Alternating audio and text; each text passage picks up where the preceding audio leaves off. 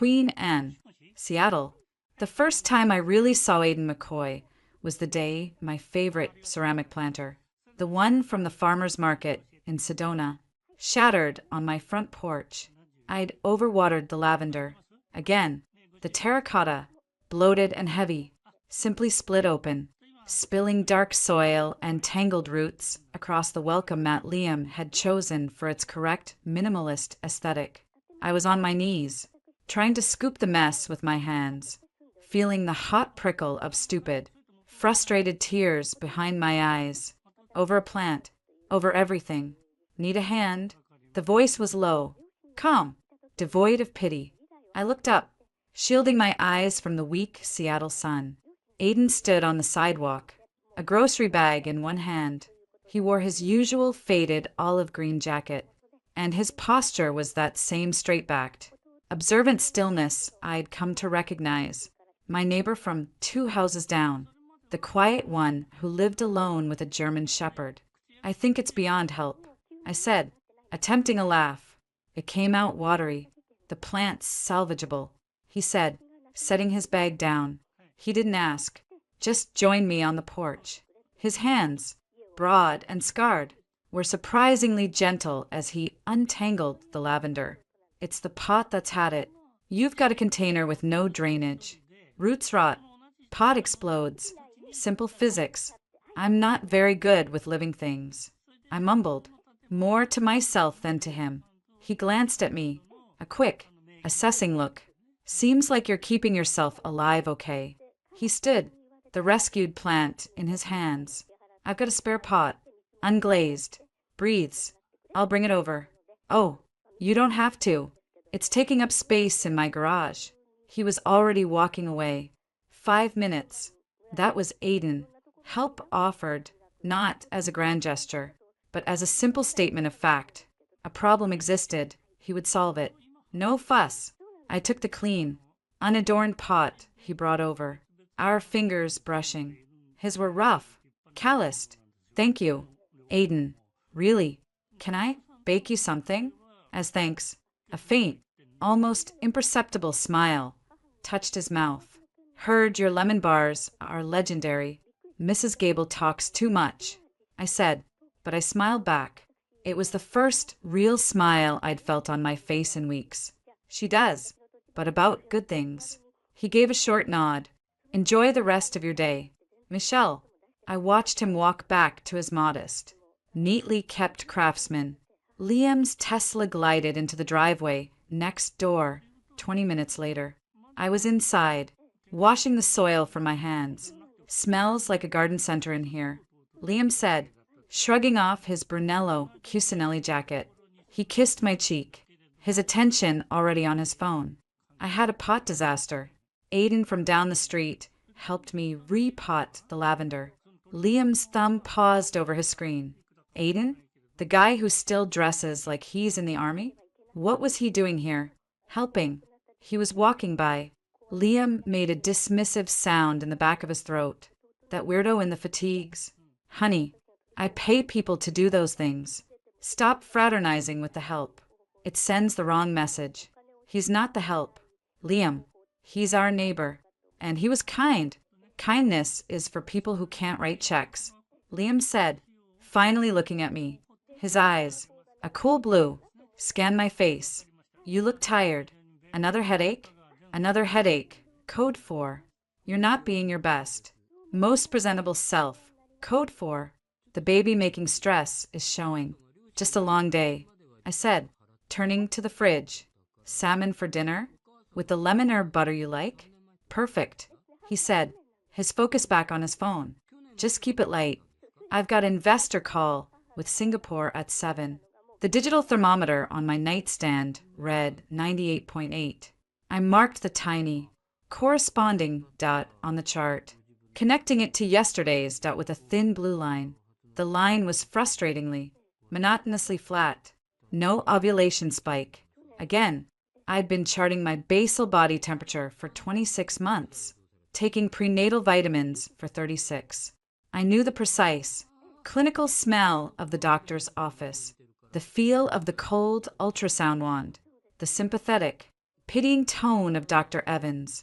Michelle, at 35, with your numbers, we're looking at diminished ovarian reserve. The chances of spontaneous conception are under 20% now. I'm not saying it's impossible, but I think we need to have a realistic conversation about IVF, or possibly donor eggs. I hadn't told Liam the under 20% part. I'd framed it as we need to try stronger interventions. He'd written the check for the first IVF round without blinking. It failed. The second round yielded 2 embryos. The transfer failed. The silence in the house after that second negative test was a physical thing. Liam didn't yell.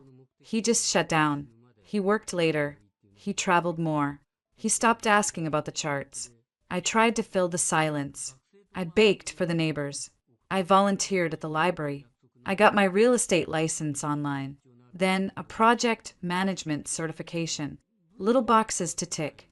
Proofs that I was still a functional, productive person, not just a failing biological vessel. I saw Aiden often. I'd take him lemon bars, and in return, he'd fix the sticking drawer in my kitchen. I'd collect his packages when he was out of town for work, and he'd silently shovel my driveway when it snowed.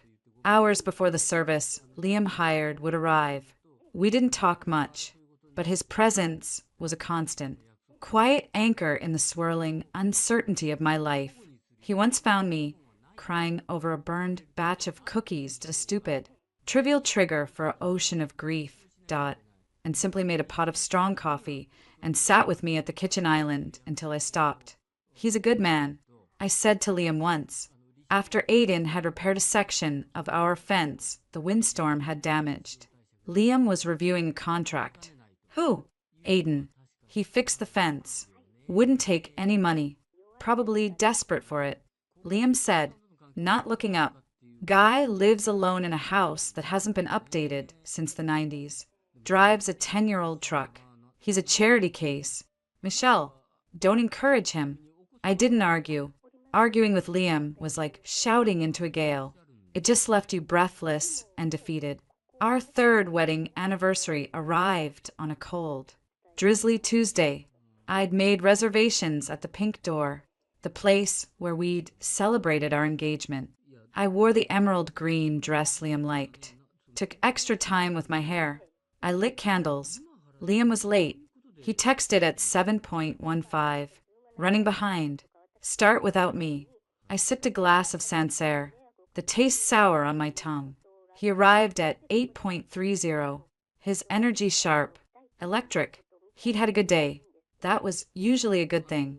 Sorry, darling, he said, kissing me.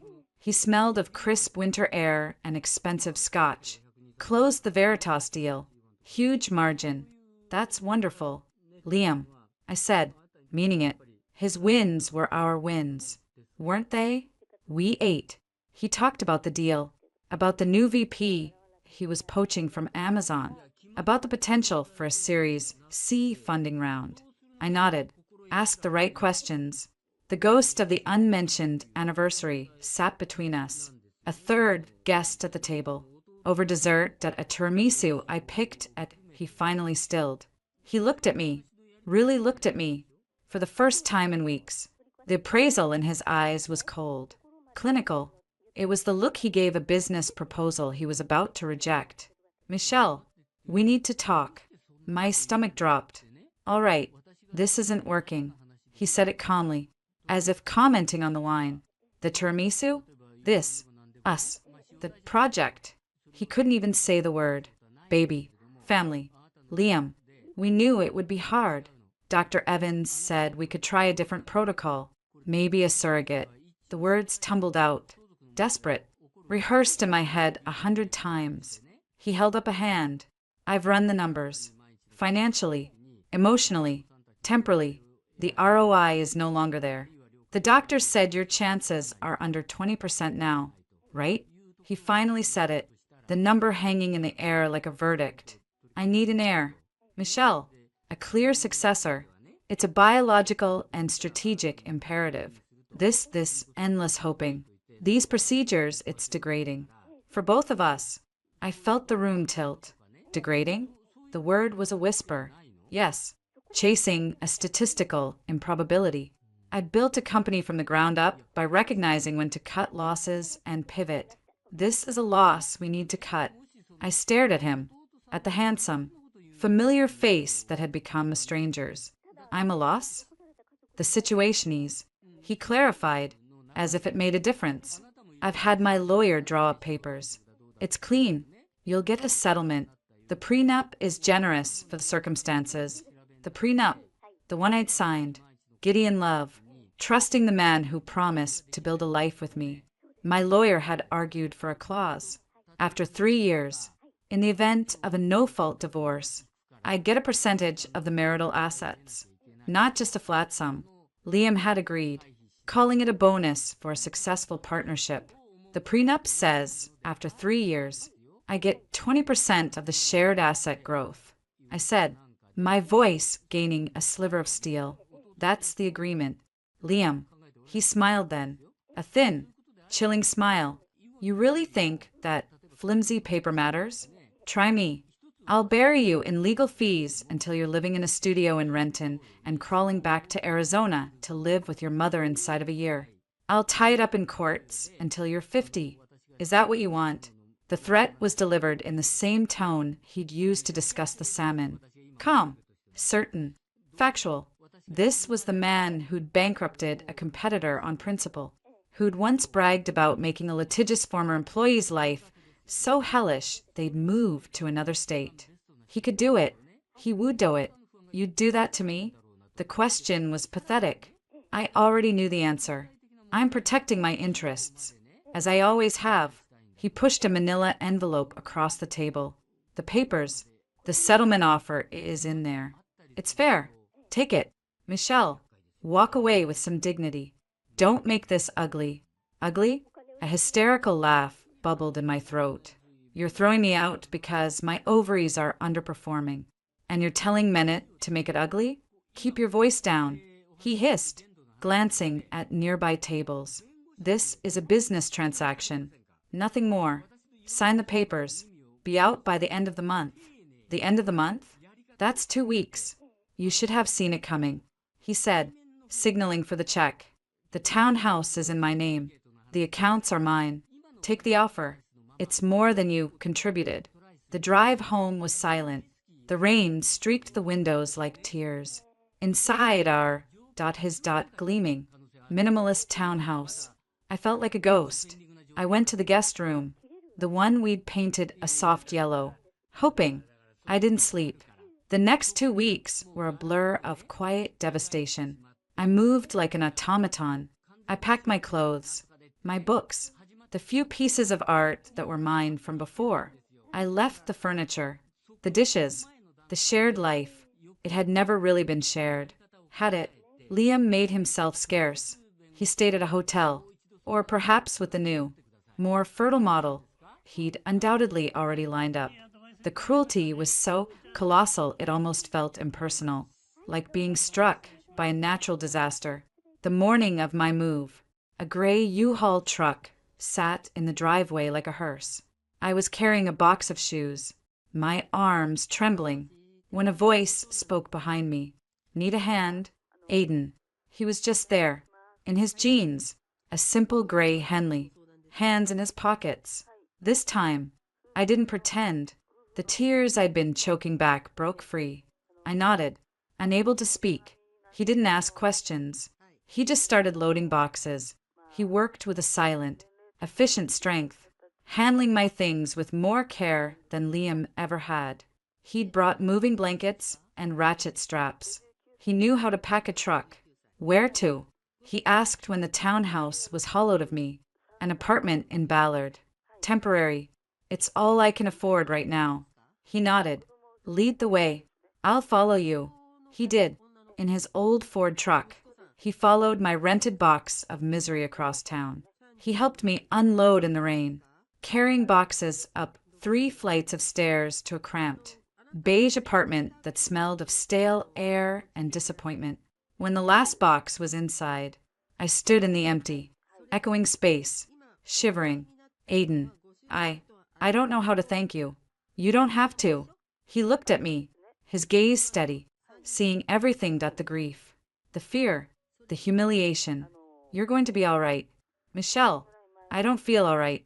That's because you're in the middle of it. He reached into his jacket pocket and pulled out a simple, unglazed clay pot, and it was a sprig of lavender, freshly planted. This one's got drainage. He set it on the barren kitchen counter, a tiny spot of life in the beige void. He left then, with just a final nod. I sank to the floor, my back against the wall, and sobbed until my ribs ached. Later, when the storm had passed to a dull, numb throb, I logged into my banking app. The settlement had been deposited, a lump sum that felt vast and pathetic at the same time. More money than my teacher mother had seen in her lifetime, but a fraction of what I'd helped Liam build. A pittance compared to the future he'd promised. My name was off the accounts. The credit cards were canceled. My phone buzzed. My mom. Hi, sweetie. Just thinking about you. How's the weather up there? I took a shuddering breath, plastering a smile onto my face that she couldn't see but would hear in my voice. I was good at that now. Hey, Mom. It's drizzly. You know Seattle. How's the book club? As I chatted, telling her everything was fine. Just fine. I stared at the little lavender plant on the counter. Drainage. Oh, the roots wouldn't rot, so the pot wouldn't explode. Maybe Aiden was right. Maybe I wasn't the problem. Maybe I'd just been in the wrong container. With no way for the rot to escape, the pot had finally shattered. Now, I was here, on a cold floor, with $3.200 to my name that wasn't already earmarked for rent and despair, and a single, fragile plant that someone had thought to give proper drainage. It wasn't a start, it was an ending. But as I sat there in the silence of my new, lonely life, a tiny, treacherous thought whispered, endings are just containers that have finally broken open. What happened to the plant inside was up to me now. Ballard, Seattle. The beige apartment didn't get better with time. It absorbed the gray Seattle light and the sound of my own breathing, amplifying both. The settlement money was a ticking clock in my bank account. $3.200 for everything. Rent, food, gas, the staggering uncertainty of existing. I gave myself exactly 48 hours to wallow. I ate ice cream straight from the carton, watched terrible daytime TV, and cried until my head ached. On the morning of the third day, I took a shower, put on the most professional outfit I owned, a navy blazer and slacks that felt like a costume dot, and updated my LinkedIn profile. The headline glared back at me. Former executive liaison household manager seeking administrative opportunities. It sounded pathetic. It was pathetic. The job search was a special kind of humiliation. My 3-year gap as a homemaker with fertility focus was a black hole on my resume. Liam's world of tech startups and investor meetings was closed to me. I was now a liability, the ex-wife of a rising player. I finally landed a temporary administrative assistant role at a small, family-run marine supply company on the Ship Canal. The pay was $20 an hour. No benefits. The owner, a gruff man named Hank, looked at my overqualified resume and then at my trembling hands during the interview. Divorce? He'd asked, not unkindly. I nodded, unable to speak. My sister went through one. Took her a year to stop jumping at door slams. You start Monday. The work was mind-numbing. Data entry, scheduling deliveries, answering phones with a chirpy Anderson Marine Supply. How can I direct your call? My fingers, which had once planned charity galas and curated wine lists, now fumbled with a clunky, decade-old office phone. My coworkers were kind in a distant, wary way. They'd heard whispers. Seattle's social circles, even the disparate ones, overlapped at the edges. I saw the pity in their eyes when they thought I wasn't looking. The worst was running into people from the old life. At a coffee shop near Pike Place Market, I bumped into Stacy, the wife of one of Liam's junior partners. Her eyes widened with the horrified glee of someone stumbling upon a traffic accident. Michelle, "Oh my God, it's so good to see you." Her hug was perfunctory. "We've missed you at the club luncheons. How are you?" "I'm well, thanks. Keeping busy," I said, the automatic, polished lie slipping out. I heard about you and Liam. Just awful." She leaned in, her voice dropping to a conspiratorial whisper. "He's seeing that real estate agent. You know, the one who sold the Petersons' condo on Lake Union. Blonde, very athletic." She paused, letting the image sink in. "And pregnant, I hear. Already showing. Some women are just built right, I guess." The words were a physical blow. I felt the air leave my lungs. I managed a tight, meaningless smile. "Good for them. I have to run. Stacy, client meeting." I fled, the coffee I'd just bought tasting like ash. The message was clear, delivered through Stacy's perfectly glossed lips. "You were defective. You have been replaced by a superior model, one that is already performing its primary function." That I sat in my used Honda Civic, gripping the steering wheel until my knuckles turned white, waiting for the hot, shameful tears to come. They didn't. There was just a cold, hollow numbness. I threw myself into survival. I clipped coupons. I bought generic brand everything. I learned which grocery stores marked down rotisserie chickens at 8 p.m. sharp. My world shrank to the four walls of my apartment, the cluttered office at Anderson Marine, and the aisles of the QFC on Market Street. It was there, in the cereal aisle, that Aiden found me again. I was comparing the unit price of generic toasted oats versus the name brand Cheerios, a calculation that 3 years ago would have been beneath my notice. I felt a presence beside me and looked up. He had a handbasket holding a quart of milk, a loaf of sourdough, and a single, perfect avocado. His eyes went from my face to the two boxes in my hands. "The generics, almost identical," he said, his voice quiet. "They're made in the same plant." I blinked, startled. "Aiden. Hi. I didn't know you shopped here." "I don't. Usually. My usual store was out of this bread." He paused, his gaze taking in my cart. The generic pasta, the discount chicken, the bruised bananas on clearance. "How are you settling in?" The polite, expected answer was fine. "Thanks." The truth, spurred by a week of swallowed pride and Stacy's venomous gossip, tumbled out. "I'm calculating the cost per ounce of breakfast cereal." "Aiden, how do you think I'm settling in?" He didn't flinch. He just nodded slowly. "Right." He looked at my cart again, then back at me. "You forgot the heavy cream. For the lemon bars. It makes the filling set better." I stared at him. "I haven't baked since." "I know." He said it simply. Then, before I could react, he plucked the generic oats from my hand and put them in his basket. "Get the Cheerios. The box lasts longer." He turned and walked towards the dairy section. Flustered, I put the Cheerios in my cart, my face burning. I hurried through the rest of my list, avoiding him.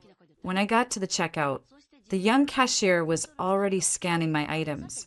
I swiped my debit card, holding my breath. Insufficient funds flashed on the PIN-pad screen. My heart seized. That was impossible. I'd just balanced my account last night. I swiped again. Same error. "Is there a problem, ma'am?" the cashier asked, her tone shifting from boredom to mild annoyance. Heat flooded my face. I must have miscalculated. "Let me just put a few things back." "It's all set," a calm voice said beside me. Aiden had appeared, his own few items already bagged. He handed the cashier a $100 bill. "Keep the change." "Aiden." "No." I hissed, mortification lancing through me. "I can't let you do that. You're holding up the line," he said, not unkindly, nodding to the person behind me. He gathered both our bags, his light one and my heavy, humiliatingly full one, and headed for the exit. I followed him, sputtering. "I'll pay you back. Next week. I swear. This is just, there must be a hold on my account or something." He stopped by his truck, which was parked next to my Civic, Liam froze the joint accounts. The one-year debit card was probably still linked to for autopay. It's a common power move. Call your bank. The cold, tactical assessment in his words cut through my panic. Of course, Liam was tidying up loose ends. Erasing me, I sagged against my car door. God, I'm such an idiot. You're not an idiot.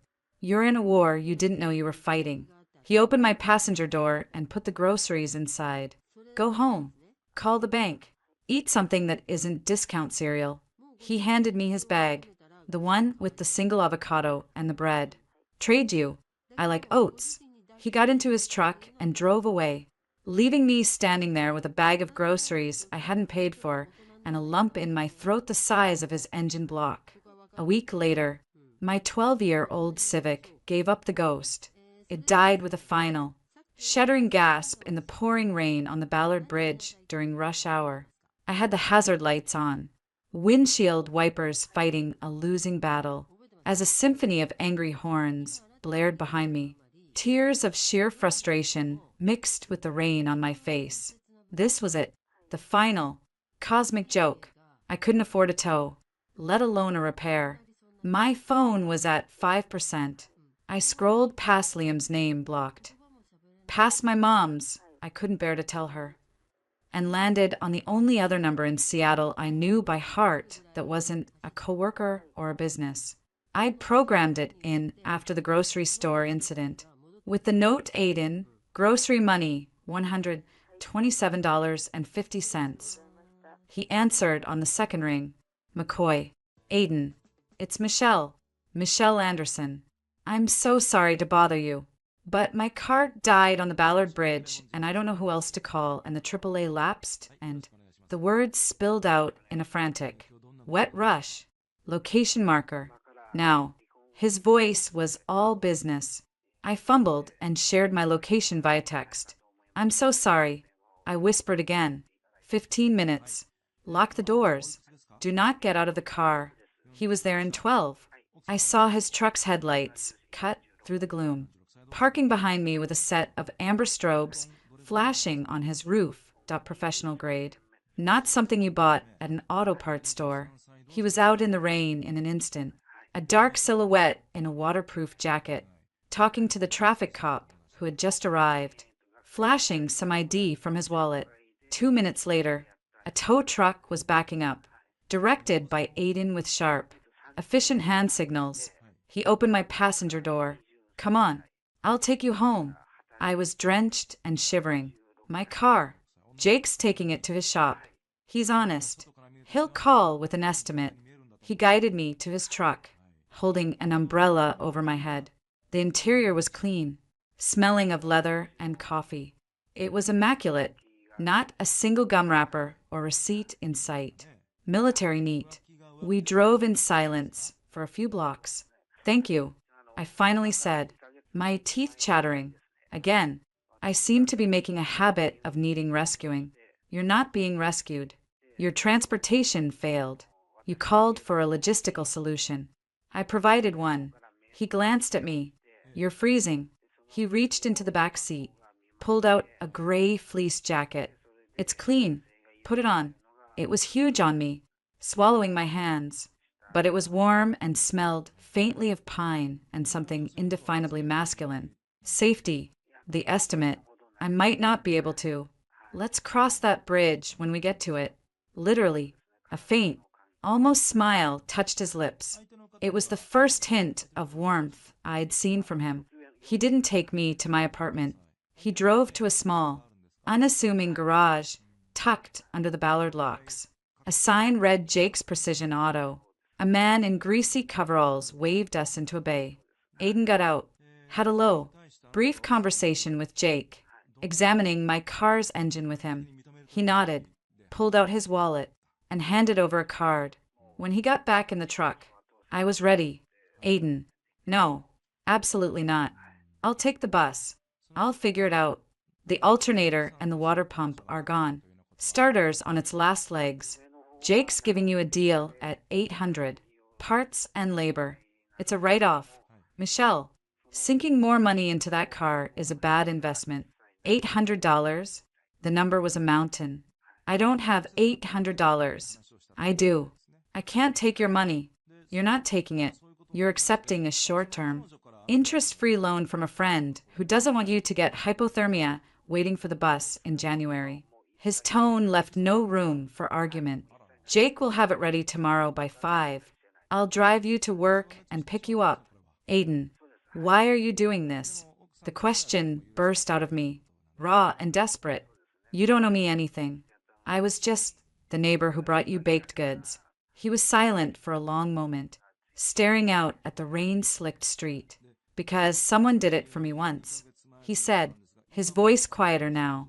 After my wife, Sarah, died, I was not in a good place. A friend from my unit. He just showed up, fixed my roof, didn't ask, just did it. He said, you'd do it for me. He finally looked at me.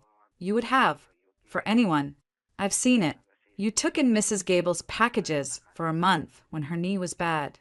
You organized the block party no one else could be bothered with. You brought lemon bars to the weird loner at the end of the street just because he fixed a planter. He put the truck in drive. Consider it community service. He drove me to my apartment building. As I moved to get out, he spoke again. There's a diner on 65th. The Skyline. Good pie. If you want to talk. Or not talk. Tomorrow. After we pick up your car. No obligations. I looked at him. This quiet, serious, inexplicably kind man who seemed to see the wreckage of my life and offered not pity, but practical, no-string solutions. I was so tired of being alone. What time? 6. Okay. The Skyline Diner was all red vinyl and chrome, smelling of coffee and grilled onions. Aiden was already in a booth, 2 mugs of coffee in front of him. He'd got me the pie a la mode without asking. Apple. It was perfect. We made stilted, small talk for a few minutes. The car was running fine. Work was work. The rain was relentless. Then, I don't know what came over me. Maybe it was the normalcy of the diner, the warmth of the coffee, the sheer, unadulterated kindness of the man sitting across from me. The story spilled out. Not the cleaned-up version, I told my mom, but the ugly, humiliating truth. The fertility charts, the IVF failures, Liam's cold, boardroom analysis of my defective biology, the threat to bury me in legal fees, the pregnant real estate agent. Aiden listened. He didn't interrupt, didn't offer platitudes. He just listened, his steady gaze fixed on me. When I finished, my pie uneaten, my coffee cold, I felt drained. And now I'm the pathetic divorcee crying in a diner to her former neighbor. I'm so sorry. You didn't sign up for this. Stop apologizing for existing. Michelle, he said, his voice low but firm. He stirred his coffee, the spoon clinking softly against the mug. I lost my wife to cancer 3 years ago. Glioblastoma. 8 months from diagnosis to the end. He said it flatly. The pain long since hardened into a permanent scar. She was kind like you, the kind of person who saw the good first. Liam's a fool, and a short-sighted one. He traded a diamond for a piece of glass that happens to be fertile. It's his loss, not yours. His words, so stark and certain, shattered something inside me. The careful wall of I'm fine crumbled. A sob escaped, then another. I cried there in the booth, quiet, shuddering tears of grief for the life I'd lost. For the children I'd never have. For the sheer, overwhelming loneliness. He didn't try to hug me or shush me. He just slid a clean, paper napkin across the table and waited. When the storm passed, I wiped my face, embarrassed. I feel so stupid for believing in the fairy tale, for thinking I was enough. The fairy tale's bullshit. He said, not unkindly. Real life is what happens after the dragon shows up. It's about who stands with you to fight it. He pushed the pie towards me. Eat. You need the calories. I took a bite. It was sweet, tangy, solid, real. What was her name? Your wife? Sarah, he said, and a real, soft smile touched his eyes for the first time. She was a librarian, Hated my cooking. Loved terrible action movies. She'd have liked you. I would have liked her. 2. We sat in a comfortable silence for a moment. Then he said, Liam's lawyer sent you another letter. I froze. How do you know that? You told me he was threatening legal action. It's what guys like him do. They can't stand loose ends. It was a logical next step. His tone was matter of fact. Have you opened it? No. It's on my counter. I'm scared to. You shouldn't be. It's a bluff. You don't know that. He has the money. The lawyers. I know his type. Bullies escalate until they meet resistance. You haven't had any to give him. Yet, he leaned forward slightly. There's a pro bono legal clinic at the University of Washington Law School. Top students. Supervised by professors. They live for cases like this. Asymmetric warfare against a bully with deep pockets. It's good practice for them. Let them be your resistance. Hope, fragile and terrifying, flickered in my chest. You think. I know. He took a last sip of coffee. My house has 2 empty bedrooms. The rent is 0. Before you say no, hear me out. You're paying $1,200 a month for a box that's depressing you. That money could go to the lawyer, to savings, to getting back on your feet. The rooms are just gathering it. And no, he added, his gaze direct. This isn't a proposition.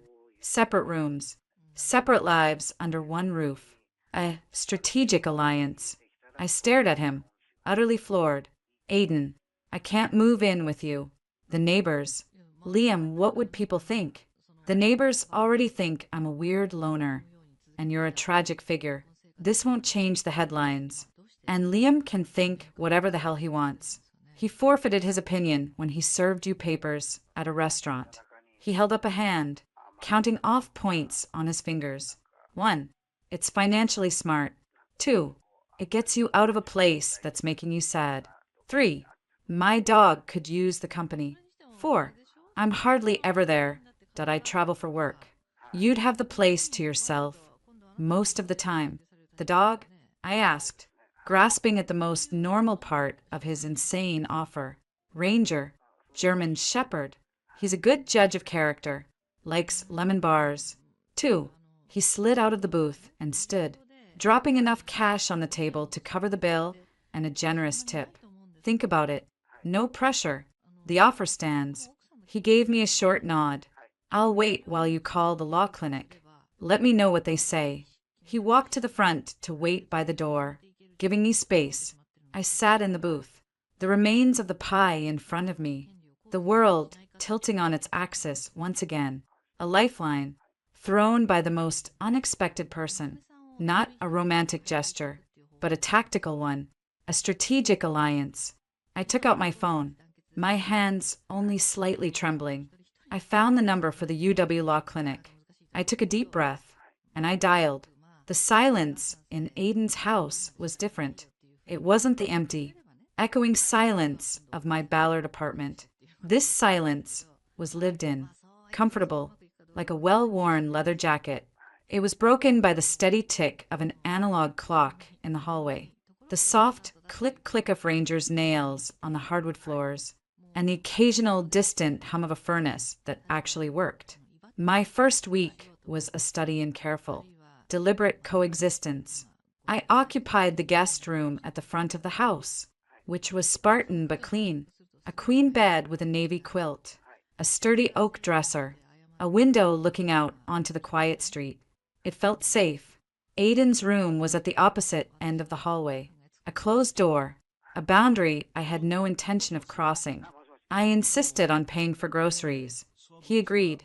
But then he'd come home from errands with bags from Metropolitan Market, the good artisanal cheese, the wild-caught salmon, the dark chocolate I'd mentioned liking once.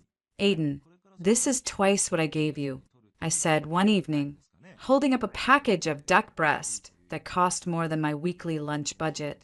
He was wiping down the already spotless kitchen counters. They had a sale. They do not have sales on duck breast from Sonoma. Then I miscalculated. He didn't look up. Consider it a roommate tax for not leaving hair in the drain. I tried to contribute. I cooked. Simple. Hearty meals, pot roast, chicken pot pie, a big salad. He ate everything with a quiet appreciation, always washing the dishes afterward, despite my protests.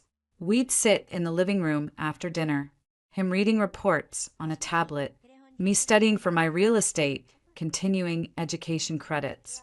Ranger sprawled between us. It was peaceful, a fragile, newfound peace I was terrified of shattering. The outside world, however, was not peaceful. I saw the looks when I went for a run. The curtain twitches. Carol Gable, the neighborhood gossip, accidentally met me at the mailbox. Michelle, dear, we were all so supercento see you moving in with Mr. McCoy. Her smile was all saccharine and sharp edges. Such a practical solution. I'm sure. It's temporary. Carol, while I get back on my feet. Of course. Dear. And how is Liam? We see his car coming and going at all hours, with different passengers. She leaned in. A young blonde, just last night. Couldn't have been a day over 25. It must be so hard for you to see. I kept my smile plastered on. Liam's life is his own now. Have a good day. Carol. The worst was Liam himself.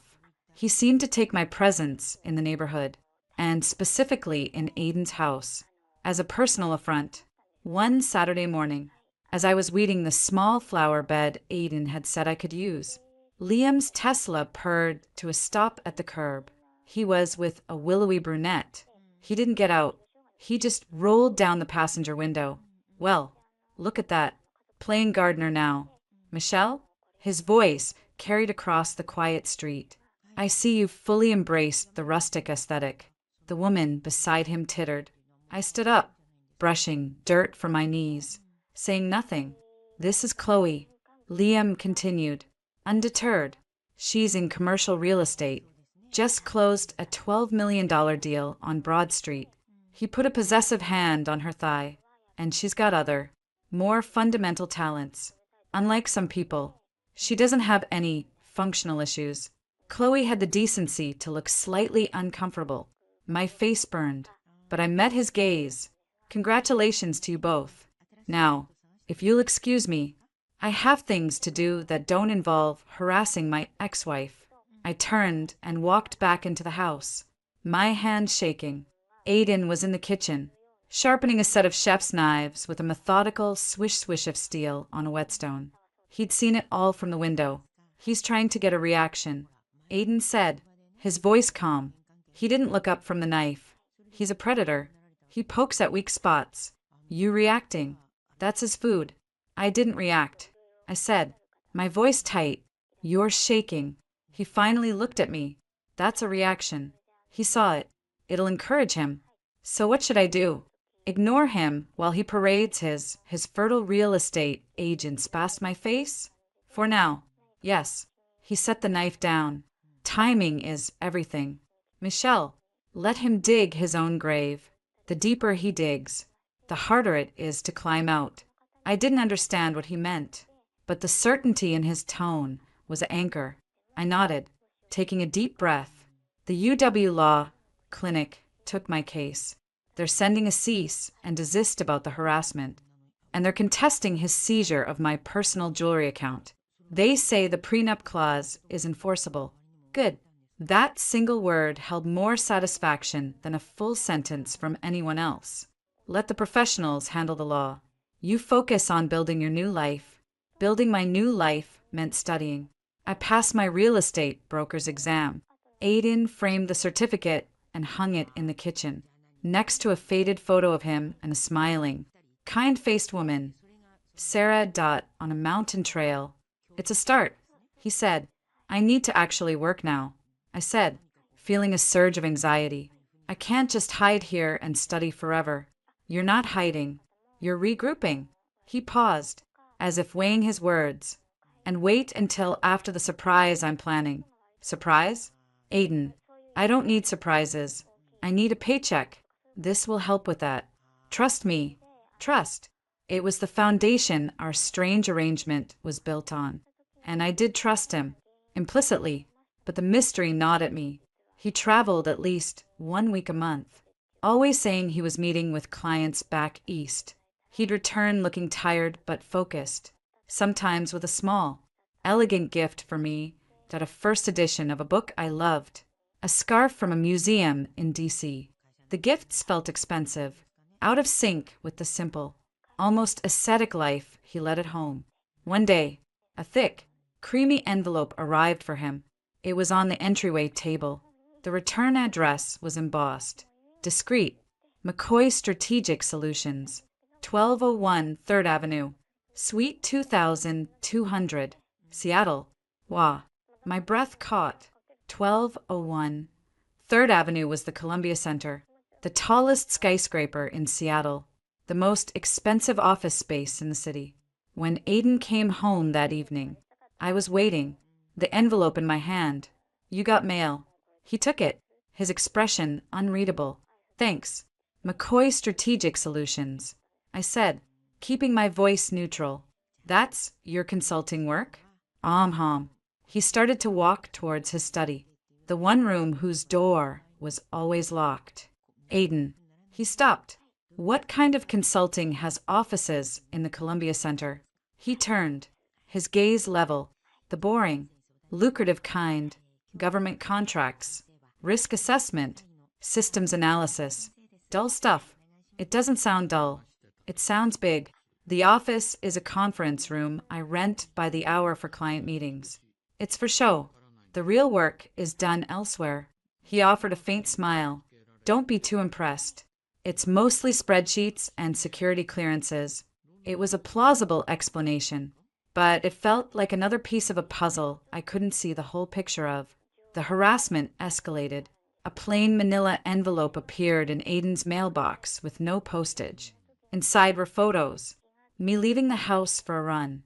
Me loading groceries into my now functioning Civic. Me laughing with Aiden on the porch as he showed me how to prune a rose bush. The last one was taken with a long lens. Intimate, catching the unguarded ease on my face I hadn't felt in years.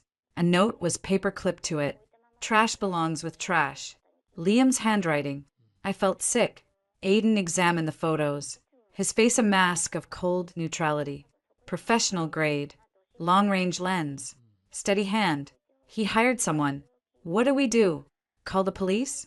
The police will call it a domestic dispute and do nothing. He's not making overt threats, just being a pest.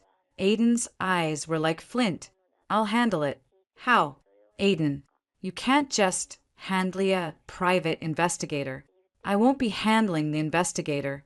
He took the photos and the note. I'll be handling the man who hired him. Wait here. He went into his study. I heard the solid thunk of the lock turning. 20 minutes later, he emerged, wearing a dark jacket. Where are you going? To have a chat. I'll be back for dinner. He paused at the door. Don't wait up if I'm late. He was gone for 3 hours. I paced. Ranger whined, sensing my anxiety, when Aiden returned. He looked exactly as he had when he left. Calm. Composed. He hung up his jacket and went to wash his hands. Well, I demanded, following him into the kitchen. It's handled. What does that mean? Aiden? Did you see Liam?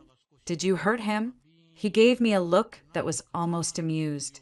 No, Michelle, I don't need to hurt people to make them stop. I found the investigator, a guy named Rollins. Works out of a strip mall office in Bellevue. Ex-cop. Not very good. I showed him the photos, asked him who hired him. He was reluctant until I mentioned I'd be forwarding his unlicensed surveillance activities, along with some interesting financial irregularities from his time on the force, to his former captain and the state licensing board. My eyes widened. How did you know about that? I told you. I hear things. He dried his hands meticulously. He gave me Liam's name readily enough. Then I paid a visit to Liam at his office. You went to TechVantage? I did. Walked right past his new, blonde assistant. He was in a meeting with his CFO. I waited. Aiden's voice was deadly quiet. When he came out, I gave him the photos back. I told him to tell Mr. Anderson that if one more photo appears, just one, I'll release the full forensic financial audit of his embezzlement at TechVantage to the SEC, the board, and the Seattle Times. I told him he'd understand. My jaw dropped. Embezzlement? Aiden, what are you talking about? Liam's been skimming from his own company's RD fund for 2 years, funneling it into a shell account in the Caymans. He thinks it's cleverly hidden. It's not. A first-year forensic accountant could find it. How could you possibly know that? For a long moment, he just looked at me. The silence stretched, filled only by the ticking clock. I saw the calculation in his eyes, the weighing of how much to reveal. Who are you really? Aiden? I asked, the question a whisper. You're not just a consultant. You rent an office in the Columbia Center. You know about illegal surveillance and police misconduct. And you have a full forensic audit of a tech company's finances just ready to go? Who are you? He leaned back against the counter, crossing his arms. My company, McCoy Strategic Solutions, does classified work for 3-letter agencies, DoD, DHS, sometimes the CIA. We test security systems, physical and digital. We run background checks so deep they'd make a psychiatrist blush. We assess threats. He paused, letting that sink in. When I moved here after Sarah died, I wanted quiet, anonymity. The house, the truck, it's all part of the profile. A low profile, harmless veteran. It's useful. So you're a spy? The word felt ridiculous coming out of my mouth. He almost laughed. No, I'm a businessman who provides a very specific, very discreet service. My clients are governments and corporations who need to know things. And yes, I hear things about Liam, about many people. I knew about his embezzlement 6 months ago.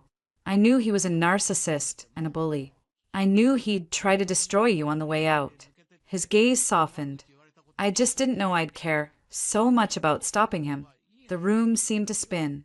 The quiet neighbor, the man who fixed fences and ate pot roast, was a high-level security contractor with access to the darkest secrets of people like Liam. It was insane. It was terrifying. And yet it explained everything. The calm confidence, the resources, the absolute lack of fear. Why didn't you tell me? Would you have let me help you if you knew? Would you have accepted a loan from a consultant or moved in with him? He shook his head. You needed a friend.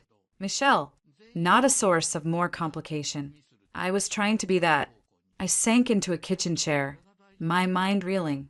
So all of this, the help, the groceries, the car, it wasn't just kindness. It was what? A project? His expression hardened. The first real flash of anger I'd seen from him. Don't. The word was sharp. Don't cheapen this. What I feel for you has nothing to do with my job. The man washing dishes with you, worrying about you. That's the real me. The CEO. The guy with the security clearances. That's just a suit I wear to work. The heart underneath is the same. And it's yours, if you want it. The air left the room. He'd never said anything even close to that. We'd been careful, polite, compartmentalized. This was a direct hit, a vulnerability laid bare. Aiden, I'm not asking for an answer now, he said, his voice rough. I'm just telling you the truth. The whole truth. You deserve that. The photo stopped. Liam Tesla no longer cruised slowly past the house. A brittle, tense calm settled over the neighborhood. And between Aiden and me, something had shifted. The careful boundaries were still there, but they felt more permeable. We talked more. He told me about Sarah, about the gut-wrenching loss, about the years of numbness that followed. I told him about my dreams that had nothing to do with Liam, that opening a small design firm, helping other women rebuild. One evening, he was under the kitchen sink, fixing a persistent drip. I was handing him tools. Ranger was snoring at our feet. Hand me the adjustable wrench, he said, his voice muffled. I passed it down. Our fingers brushed. It was a simple, mundane touch, but it sent a current through me. I realized, with a sudden, profound clarity, that I felt more at home in this moment. On this floor, with this man than I ever had in the marble perfection of Liam's townhouse. Aiden tightened something, gave a satisfied grunt, and slid out. He sat up, wiping his hands on a rag. He looked at me, a smudge of grease on his cheek. Fixed. I reached out without thinking and wiped the grease away with my thumb. The contact was electric. We both froze. He caught my wrist, his grip gentle but firm. His eyes searched mine, dark and intense. "Michelle, I'm not fragile." "Aiden," I whispered. "Not anymore." He stood, pulling me up with him. We were inches apart. I could feel the heat radiating from him, see the pulse beating in his throat. "This could be permanent," he said, his voice low and rough. "You and me, not as roommates, not as a strategic alliance, as partners. What do you think?" It wasn't a flowery proposal. It was a statement of fact, an offer of a shared future, built on the honest, unglamorous rubble of our pasts. It was the most real thing anyone had ever said to me. I didn't hesitate. I didn't need to. I saw our future in his steady gaze. Not a fairy tale, but a shared life of repaired leaks and quiet dinners and fierce, unshakable loyalty. "Yes," I said. The word was simple, final, and absolutely certain. He didn't kiss me then. He just rested his forehead against mine. A long, slow exhale shuddering through him, as if he'd been holding his breath for years. "Okay," he murmured. "Okay."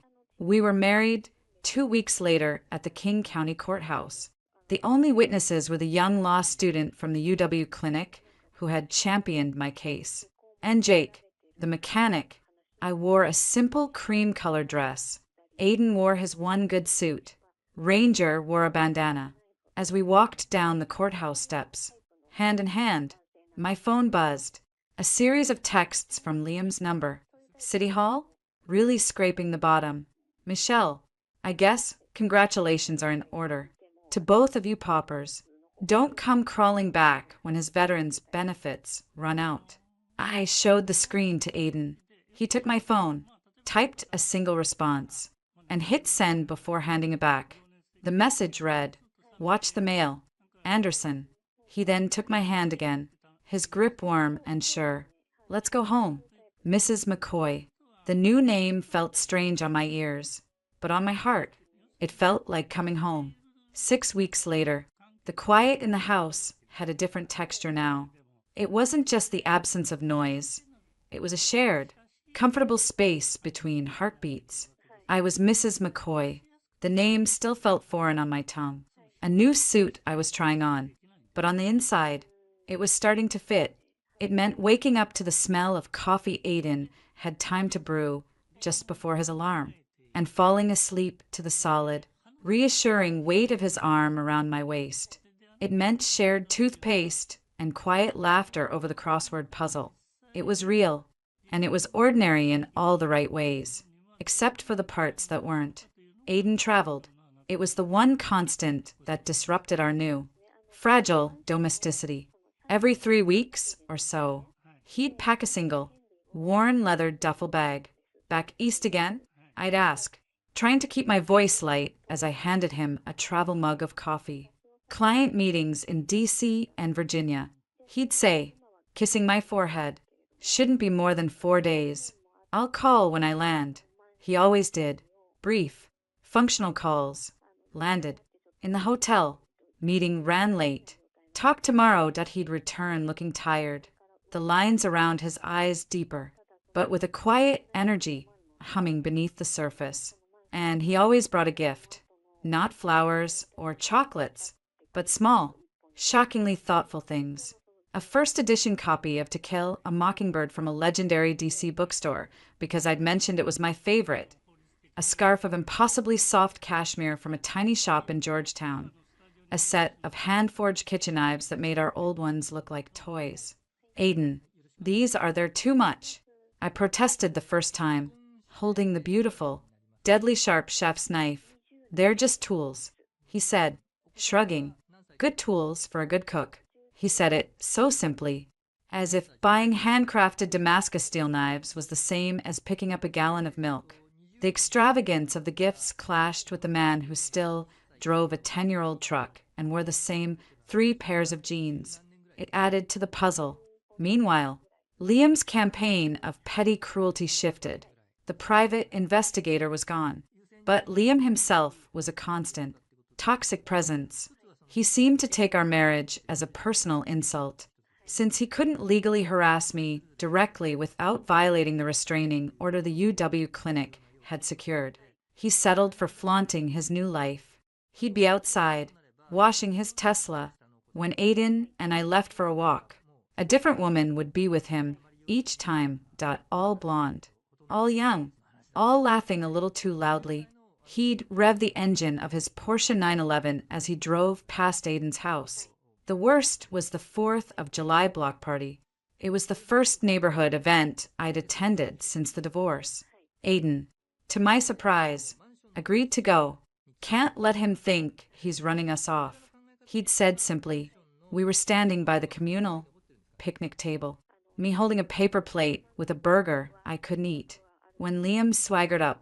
He had his latest accessory on his arm, a woman named Sasha, a Pilates instructor, according to Carol Gable's frantic whisper in my ear 5 minutes prior. Michelle, Aiden, Liam said, his voice dripping with false bonhomie. Nice to see you two blending in. His eyes swept over Aiden's simple chinos and polo shirt, a silent commentary on their cost. Liam, I said, my voice flat. This is Sasha, he announced, squeezing her waist. We're expecting, due in December. Finally found a woman whose body actually knows what it's supposed to do. He laughed, a sharp, ugly sound. Sasha had the decency to look at her sandals. Aiden's hand, which had been resting lightly on the small of my back, didn't move. He didn't tense. He took a slow sip of his lemonade. Congratulations, he said, his tone utterly neutral, as if commenting on the weather. Children are a blessing. I hope you're worthy of yours. Liam's smirk faltered for a second, thrown by the response. He recovered quickly. Oh, I'll be worthy, providing the best of everything. Not all of us have to scrounge. You know, he looked pointedly at our modest spread. Timing is everything. Liam, Aiden said, his voice dropping to a low, almost conversational pitch that somehow carried more threat than a shout. Let him dig his own grave. Michelle, remember? He wasn't speaking to Liam anymore. He was reminding me. He turned his back, guiding me gently away. The potato salad looks better over here. I was trembling, a cocktail of rage and humiliation. I hate him. I hate that he gets to be happy, to have a baby. After everything, he's not happy, Aiden said, handing me a napkin. And the baby is a prop. Watch. In 6 months, he'll be with someone else. And Sasha will be just another line item on his child support spreadsheet. A grave. Michelle, he's digging it. I wanted to believe him, but the sight of Sasha's barely their bump. The proprietary way Liam touched it felt like a knife twisting in a wound that had never fully healed. Aiden left for another trip the following Tuesday. The silence of the house felt heavier without him. I'd taken the Washington State real estate exam and passed. My license, framed by Aiden, hung in her home office, a small room we'd set up with 2 desks. His was always meticulously clean, just a high-end laptop and a secure, encrypted phone. Mine was already littered with study materials for a new project, management certification, and listings from the local MLS. I was trying. I was building. But a seed of anxiety had been planted. Liam's words echoed. Scrounging, was that what I was doing? Living in Aiden's house. Studying for jobs I might not get. While he jetted off to meetings I knew nothing about. When he returned that Friday, I met him at the door. He went to kiss me, but I pulled back. We need to talk. He set his duffel down slowly, his eyes searching my face. Okay, what's wrong? Where do you go? Aiden? Really? Client meetings is a cop-out. You come back looking like you haven't slept. And you bring me presents that cost more than my first car. Who are these clients? What do you really do? He didn't look away.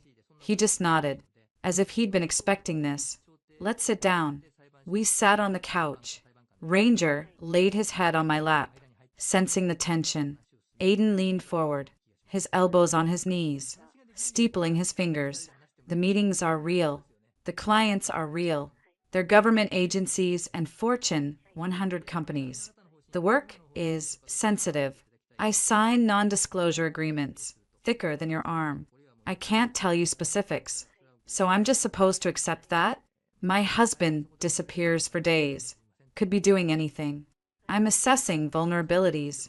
He interrupted, his voice calm but firm. Physical security, cyber security, personnel. A bank hires us to try to hack them.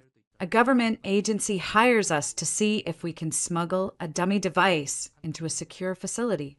It's problem solving. It's what I'm good at. He reached out and took my hand. The secrecy isn't about you. It's the job. But you're right. You deserve more than that.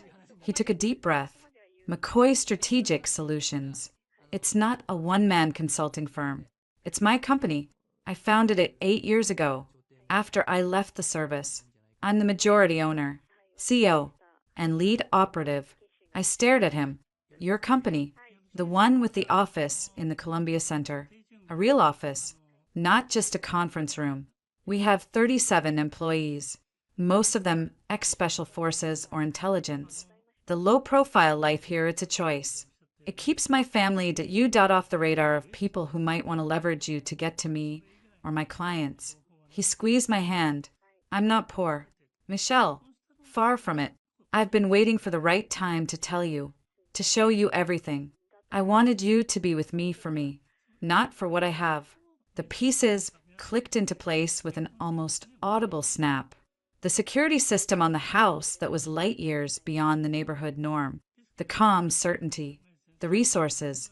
It wasn't just a comfortable life. It was a fortress of his own making. How much is far from it? The question felt crass, but I had to know. He told me, a number so large it was abstract, meaningless. It wasn't just wealth, it was generational. Fuck you money. The kind of money that could buy and sell Liam's entire tech startup without blinking. I felt dizzy. And you live here? In this house? Drive that truck? I like this house. I like that truck. The money is a tool. Michelle, it lets me do the work I want, protect the people I care about, and live a life that isn't about showing off.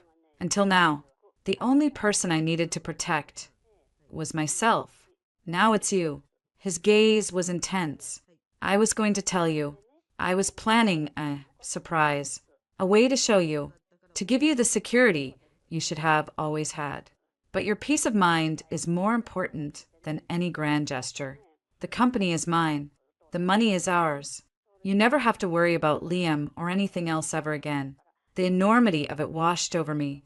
The man I'd married, the quiet, capable neighbor, was a powerhouse, a ghost in the machine of power. And he'd chosen me. I need to work. Aiden, I whispered, the fight gone out of me, replaced by a profound vulnerability. I can't just be your kept wife. I need to be my own person.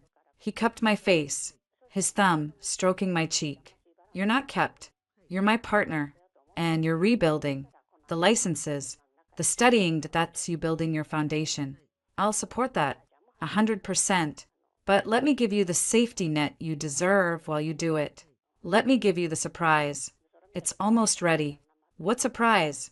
A slow, genuine smile spread across his face. The one that transformed him from the serious operative to the man I'd fallen in love with. You'll see, just a little longer.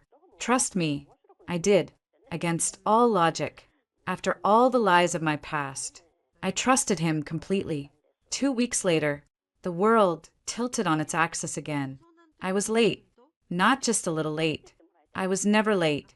A cold, familiar dread pooled in my stomach, followed by a wild, terrifying hope I refused to name.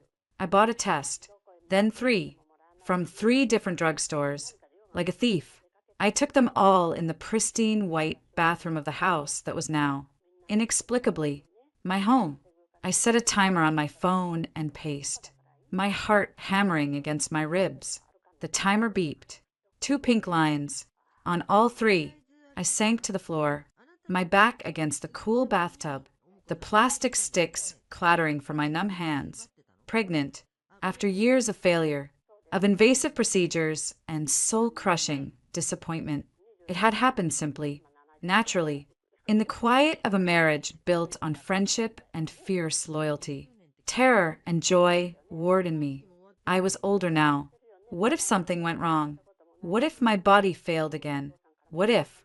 The front door opened. Michelle? You home? Aiden's voice called. I scrambled to my feet, shoving the tests under the sink. I wasn't ready. I needed to process, to plan, to see a doctor. I walked out, my face pale. He took one look at me and was across the room in 2 strides. What's wrong? Are you sick? I need to sit down. He guided me to the couch, his face etched with concern. Talk to me. I took a shuddering breath. I'm late. Very late. I took a test. 3 tests. His entire body went very, very still, and I couldn't speak. I just nodded, tears blurring my vision. For a second, he didn't move. Then, a tremor went through him. The usually unflappable Aiden McCoy looked utterly, completely shattered by hope. You're sure? 3 tests. Aiden, they don't make mistakes that often. A sound escaped him. Half sob, half laugh. He pulled me into his arms, holding me so tightly I could barely breathe. A baby, he whispered into my hair, his voice thick. Our baby. We sat like that for a long time, wrapped in a bubble of stunned, joyous disbelief. Then, the practical operator in him surfaced. He pulled back, his hands cradling my face. First thing tomorrow, we see a doctor. The best. I'll make the calls. Aiden, it's Friday night. We can call my OB on Monday.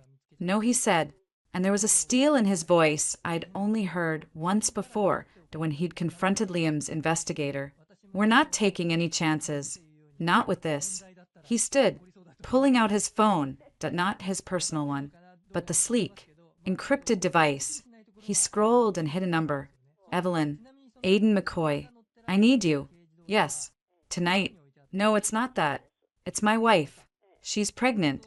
He listened for a moment, his eyes locked on mine, shining with a wet sheen. I know. Thank you. I'm activating the Sterling protocol. Yes. Full suite. OB and neonatal. I'll text you the details. Money is no object. Just keep her safe. Keep them both safe. He ended the call. Dr. Evelyn Sterling, the best maternal fetal medicine specialist on the West Coast. She's on retainer for certain clients. She'll be here within the hour with a mobile ultrasound.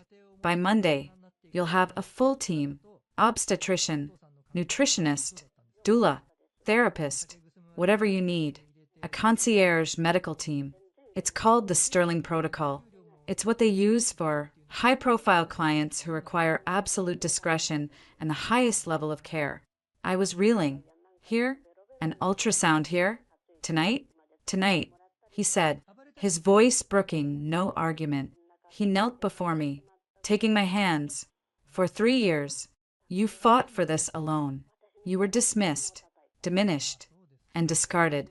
That ends now. You are the most important person in the world to me, and you are carrying our child. You will have an army of the best people on the planet making sure you're both healthy and happy. That's not a luxury.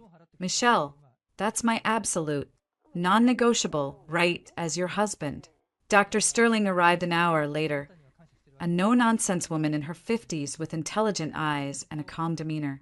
She set up a portable ultrasound machine in our living room. The gel was warm. Aiden held my hand, his grip almost painfully tight. The grainy, black and white image appeared on the screen. Dr. Sterling moved the wand, her face focused. Then she smiled. Well, hello there, she murmured. She turned the screen slightly. See that flicker? That's the heartbeat. Strong and perfect. Aiden made a choked sound beside me. And there, Dr. Sterling said, moving the wand a fraction. Is the other one? Silence. Other one? I managed to whisper. You're having twins. Michelle, Dr. Sterling said, her smile widening. Two perfect little heartbeats. I looked at Aiden. Tears were streaming openly down his face. He wasn't trying to hide them.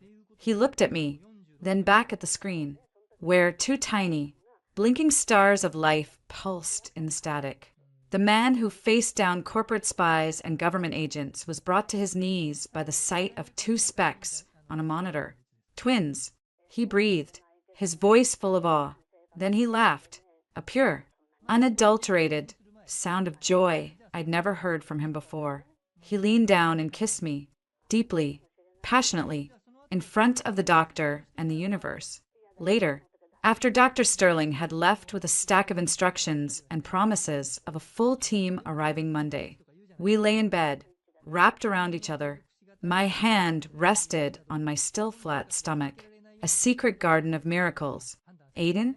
I whispered into the dark. The company, McCoy Strategic. How did you? From the military to this? He was quiet for a moment, his fingers stroking my hair. After Sarah died, I had a lot of anger, a lot of skills, and a decent severance. A buddy from the teams had gone into executive protection. He introduced me to a guy at the Department of Energy who needed a stress test on a new nuclear facility's security. We found 17 vulnerabilities. Word got around. I hired a few smart, quiet people I trusted. We never advertised. The work just came. I built it into what it is because I had nothing else to focus on. Until you. He kissed the top of my head. You asked me once what I saw in you. I saw a woman who'd had her life blown apart and was still standing. A woman who baked lemon bars for a lonely neighbor. A woman with strength she didn't even know she had. You ran a household, a social calendar. You got certifications just to prove you could. You're the most capable person I know. Michelle, you just needed someone to give you a foundation to build on. Liam saw you as an appliance. I see you as the architect. His words settled over me, warm and solid as a blanket. The final piece of the puzzle, the why of this incredible man, slid into place. He wasn't rescuing me. He was recognizing me. And in doing so, he'd given me back to myself. As I drifted to sleep, curled in the fortress of his arms, a single, clear thought cut through the joy and the fear. Liam Anderson, with his money and his sports cars and his pregnant Pilates instructor, had no idea what was coming. He'd thrown away a diamond, and in his arrogance, he'd tossed it right into the hands of a man who knew its true value and had the power of a volcano waiting to erupt beneath his feet. 3 months later, the Sterling Protocol wasn't just medical care, it was an occupation, a benevolent, luxurious, utterly comprehensive occupation of my life. Within 72 hours of that first ultrasound, our quiet craftsman home underwent a subtle but profound transformation. A team of discreet technicians installed a whole-house water filtration system and a state-of-the-art air purification unit that hummed almost inaudibly.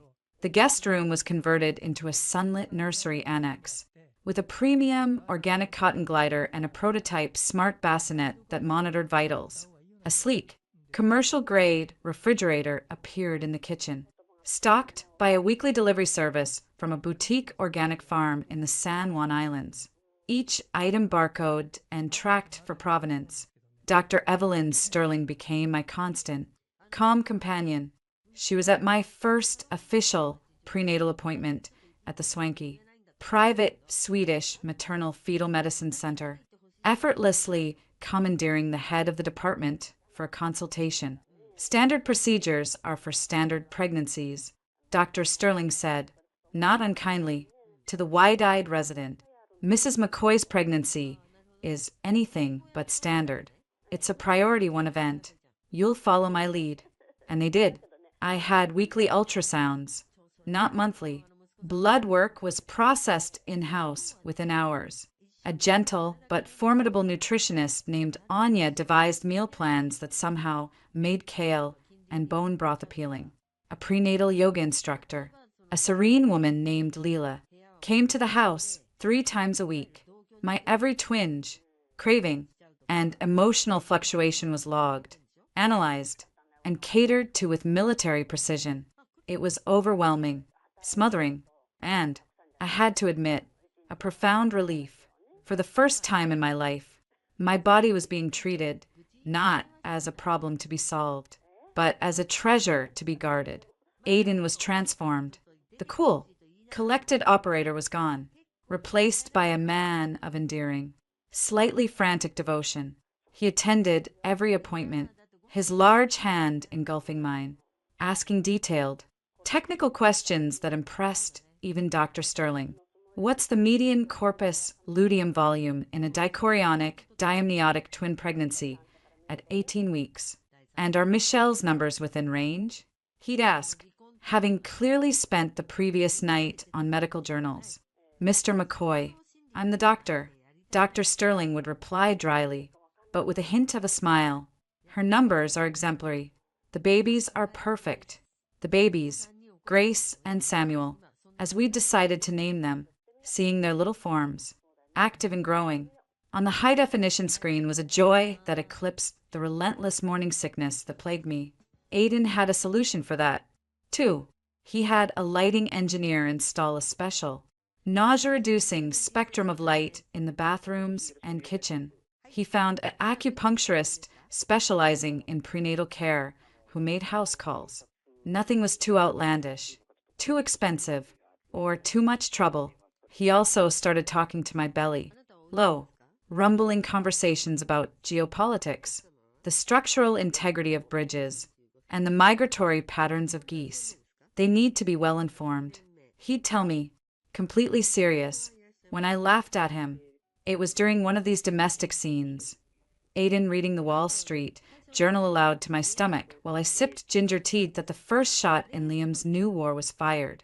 A thick, formal envelope arrived from the Queen and Community Association. It was addressed to the occupant. "What's this?" I asked, handing it to Aiden. He slid it open with a knife, his eyes scanning the contents. A muscle twitched in his jaw. A violation notice, citing excessive and non-conforming exterior modifications detrimental to community aesthetics and property values. What modifications? The new security camera? The paint is the same color. It lists the commercial-grade air handling unit, the unsanctioned structural reinforcement of the rear deck, and the proliferation of professional service vehicles creating a disruptive parking pattern. He looked up, a cold light in his eyes. The service vehicles are Dr. Sterling's and the nutritionist's. Liam's on the HOA board. He's using it. He can't do that. This is our home. He's trying. Aiden's voice was calm, but it was the calm of a glassy sea before a storm. It's a nuisance tactic. Fines, hearings, legal fees. He wants to harass us, make our lives difficult. Over the next week, the harassment escalated. A city inspector showed up, claiming an anonymous complaint about unpermitted electrical work. The work was fully permitted. Aiden had the documents in hand before the inspector finished his sentence. A noise complaint was filed for late-night mechanical disturbance, the ultra-quiet air purifier. Carol Gable, looking sheepish, stopped by to say the neighborhood consensus was that the comings and goings were disruptive to the community's character. The final straw came on a Saturday morning. Liam himself was outside, directing a landscaper to plant a row of obnoxiously tall, fast-growing arborvitae along the property line, clearly intended to block our view and sunlight. He saw us watching from the window and gave a smug, little wave. Aiden watched him for a long, silent minute. Then he picked up his encrypted phone and walked into his study. He emerged 20 minutes later. "It's handled," he said, kissing my temple. "Handled how? You'll see." The following Monday, a different kind of official letter arrived. It was from a prestigious law firm, Bryant Colson, on behalf of a holding company called M. Birch LLC. It informed the Queen and HOA that M. Birch LLC had acquired, as of 5:00 p.m. Friday, the 12 properties comprising our subsection of the street, including Liam's townhouse, which he owned, and the 6 other houses. As the sole voting member of this newly consolidated property block, M. Birch LLC was hereby withdrawing from the Queen and HOA and dissolving all covenants and restrictions for its holdings. Furthermore, all fines levied against the property at our address were null and void, and any future complaints should be directed to Bryant Colson. I read the letter twice. My mouth agape. You bought the whole street? Through a shell company? Yes. Aiden was calmly feeding Ranger. It was simpler than fighting them. Now, they have no jurisdiction. The HOA is effectively neutered on this block. Liam's little kingdom just shrank considerably. But the cost, a strategic investment, and satisfying, he allowed himself a small, tight smile. The look on his face when he gets the letter will be worth every penny. It was from our living room window. We saw the mail truck deliver the envelopes. A few hours later, Liam stormed out of his house, the letter crumpled in his fist, his face a thundercloud of rage and disbelief. He glared at our house, then got in his Tesla and screeched away.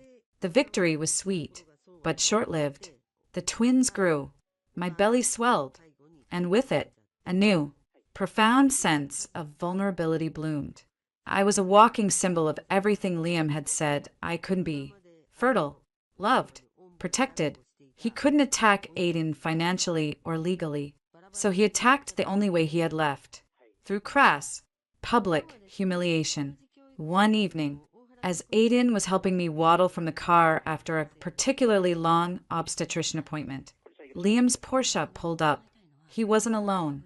Sasha, the Pilates instructor, was with him, her baby bump now prominently, proudly on display. She looked uncomfortable, her eyes downcast. Liam got out, not even pretending to have a reason to be there. He leaned against his car, a picture of casual cruelty. Well, look at you, Michelle, blooming, or should I say, ballooning. His eyes raked over my rounded form with disdain. Twins, I hear, trying to make up for lost time with quantity. Since quality was never your strong suit, Aiden's hand on my arm tightened, but he remained still, a statue of controlled fury. Liam's gaze shifted to him, and the mysterious Mr. McCoy, still playing the humble handyman. I see. Must be exhausting, keeping up the charade for her. He laughed. Tell me, what's the plan? Veteran's disability and her alimony running out soon? Gonna raise those kids in that quaint little box? He put a possessive arm around Sasha, who flinched. At least my child will know its father is a success, a provider, not some anonymous neighbor. That was it. The last straw. I felt Aiden's restraint, a physical thing like a coiled spring. Snap. He took one step forward, just one, but the energy around him shifted completely. The quiet, unassuming neighbor vanished. In his place stood someone else entirely but a man of absolute, terrifying authority. His posture straightened, his shoulders went back, and his eyes, usually so warm when they looked at me, turned to chips of glacial ice. The air grew cold. Liam, Aiden said, and his voice was different too, lower, quieter, but it carried with the cutting precision of a scalpel. It wasn't a shout, it was a statement of fact that demanded absolute silence. You've had your fun. You've postured and preened and paraded your poor, interchangeable girlfriends. You've harassed my wife. You've tried to weaponize petty bureaucracy. You are a gnat buzzing around a lion, and your time is up. Liam scoffed, trying to reclaim his bravado. Oh, is that right? And what are you going to do? Handyman? Fix my attitude with a wrench? Aiden didn't smile. He reached into the inner pocket of his jacket and pulled out a slim, black leather folder. He didn't open it. He just held it up. I'm not a handyman. Liam, I'm the CEO and majority shareholder of McCoy Strategic Solutions. You might have heard of us. We're the people the Pentagon calls when they can't afford to get something wrong. We're the people companies like yours hire to find their leaks before they sink the ship. He took a step closer. Liam, unconsciously, took a step back, hitting the side of his Porsche, while you were busy stealing from your own company. Aiden continued, his voice lethally calm. I was building an empire. While you were mocking my wife, I was learning everything about you. Every dirty secret, every cut corner, every lie. You're bluffing. Liam spat, but the color had drained from his face. Am I? Aiden finally opened the folder. He didn't hand it to Liam.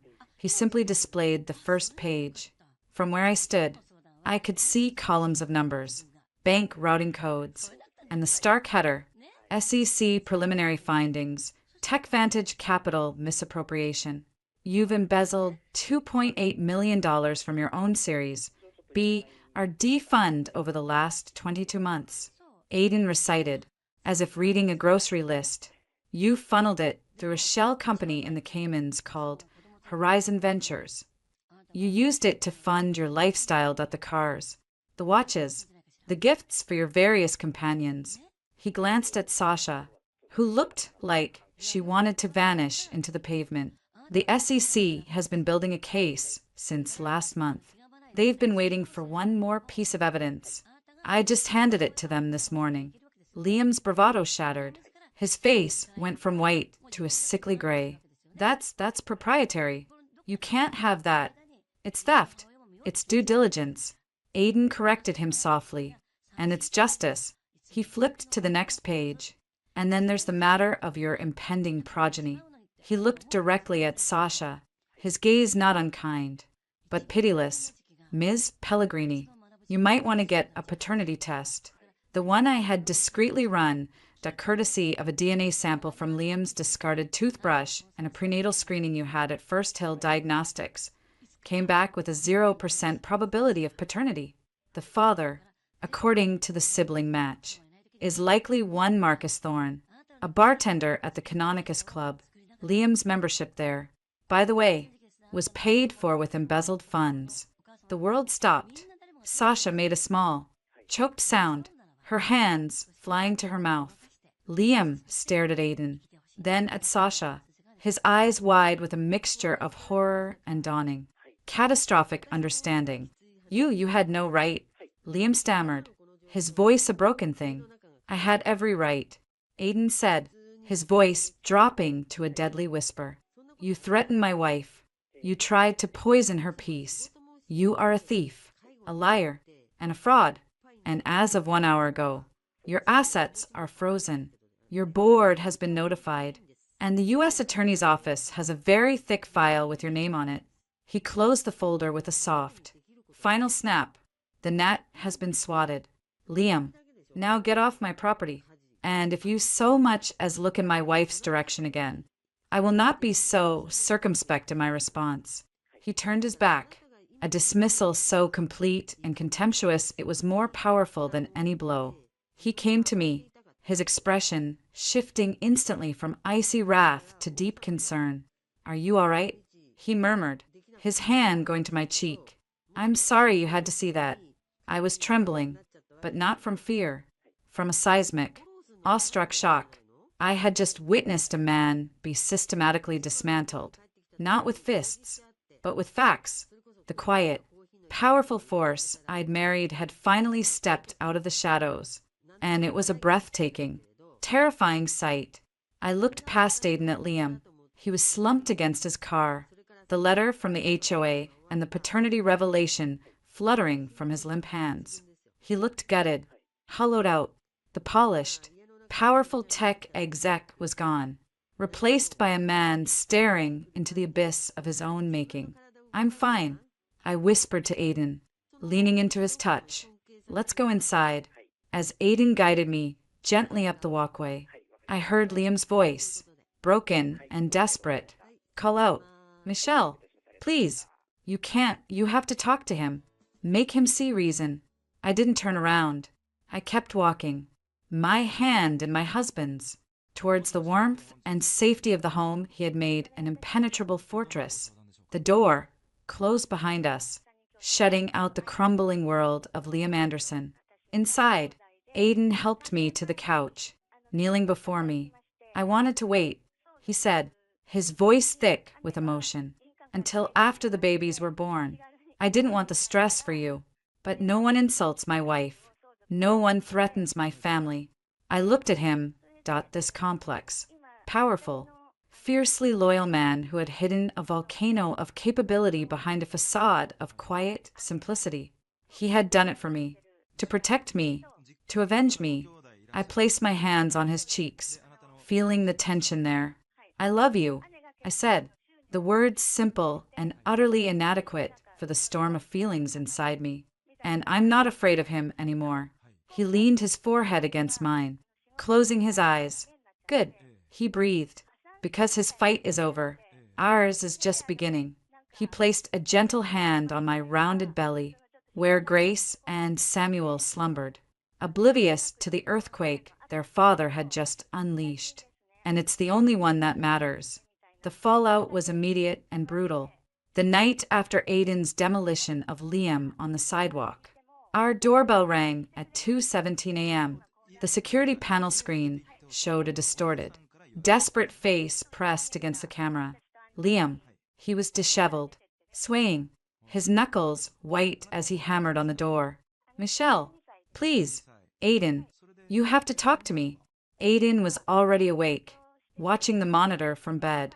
He didn't move. He's drunk, I whispered, my heart pounding. He's panicking. Aiden's voice was cold. The wolves are at the door. His door. He tapped his phone. On the monitor, two large, quiet men in dark clothes appeared from a parked SUV. They were Aiden's, I realized, part of the invisible security that had materialized around us. They took Liam firmly by the arms. Let me go. I need to talk to her. Michelle. Their voices were a low murmur. Mr. Anderson, you're on private property. You need to leave. He's ruining me. He can't do this. I'll give back everything. Just don't ruin me. The audio pickup caught his ragged sob. The men guided him, not ungently, back to his car. One of them took his keys. An Uber is coming. Your car will be here in the morning. Do not return. Silence descended again. Aiden put his arm around me. It's over. But it wasn't. Not for me. The shock of Aiden's revelation was a delayed tremor, shaking my foundations. The next morning, over tea at the kitchen island, I faced him. You lied to me. The words hung in the sunny, quiet kitchen. He put his mug down slowly. By omission. Yes. For months. You let me think you were a struggling consultant. You watched me clip coupons. Aiden, you watched me panic over an $800 car repair. Would you have let me help you if you knew? His gaze was direct, pained. Would you have taken my hand? Or would you have seen another rich man trying to control your narrative? I needed you to see me. Not the CEO, not the bank account. The man who fixes leaks and loves your dog. That is the real me. He insisted, his voice rising a fraction. The CEO is just a suit I wear to work. The heart underneath is the same. And it's yours. Everything else, the money. The company that it's just tools. Tools I use to protect you. To give you the life you should have always had. I wanted to be angry. I was angry. But the memory of Liam's face, the sheer magnitude of what Aiden had done to shield me, warred with the betrayal. You should have told me. You're right. I should have. I was scared. Of what? That you'd look at me the way you're looking at me right now. Like I'm a stranger. Like our life here is a fiction. He reached across the island, his hand hovering over mine. It's not fiction. Michelle, this is the only thing that's ever been real to me since Sarah died. The fight went out of me. He was right. The wealth. The power.it was astonishing. But it wasn't the core of him. The core was the man who made coffee every morning, who talked to my belly, who had built a fortress of quiet strength around me. I slipped my hand into his. No more secrets. No more secrets. He vowed, squeezing my fingers. The legal machinery Aiden had set in motion ground forward with terrifying efficiency. His lawyer, a razor-sharp former federal prosecutor named Diana Ross, became a regular, if intimidating, presence in our home. Liam's personal assets are frozen, Diana reported one afternoon, her tablet glowing with data. The SEC has formally charged him with wire fraud and embezzlement. TechVantage's board voted unanimously to remove him this morning. They're cooperating fully with the investigation to limit their own liability. And the civil suit? Aiden asked, his hand resting on my shoulder. Filed yesterday. We're suing for the full value of the marital assets you were denied under the prenup, plus punitive damages for intentional infliction of emotional distress and harassment. We're also seeking a permanent protective order, extending 200 yards. She looked at me. He will not be able to come near you, your children, or your home ever again. It was overwhelming. Vindication served on a silver platter by a legal avenger. The neighborhood, sensing the seismic shift in power, underwent a rapid realignment. Carol Gable appeared with a congratulations on the twins, card and a casserole. Others offered shy smiles. No one mentioned Liam. My pregnancy progressed, a beacon of joy in the storm.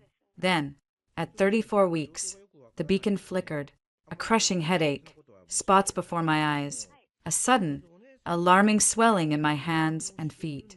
Preeclampsia, Dr. Sterling said, her calm demeanor tighter than usual. Your blood pressure is too high. We need to admit you. Now, the next hours were a blur of hospital lights, IVs, and the worried crease between Aiden's eyes. My condition worsened. We need to deliver. Dr. Sterling told us in the sterile quiet of the hospital room. Tonight, for your safety and the baby's.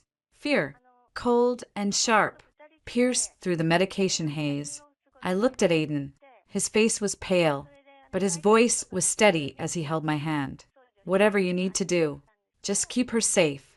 In the pre-op room, as they prepped me for an emergency C-section, a wave of pure terror washed over me.